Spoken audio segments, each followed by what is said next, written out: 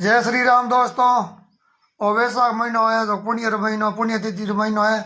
हमें 3 दिन है जो पर विशेष दिन है कि 3 दिन है जो एक से पुण्यतिथियों है काली अमाव बीज तीज।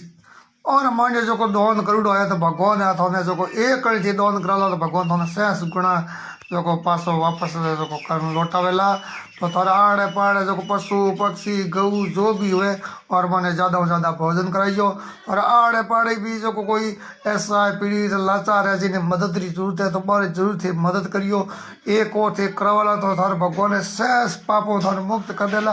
थारे घटे जो घर में सटपड़ाहट है कोई मिट जावेला और सुख शांति हो जाएला।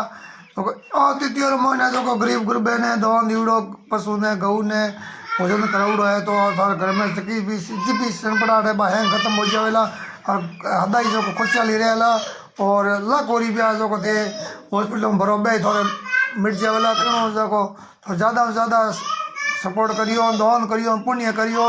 और वीडियो थोड़ा बढ़िया लग्यो है तो करियो फॉलो शेयर करियो कमेंट करियो और ज़्यादा से ज़्यादा सपोर्ट करिए।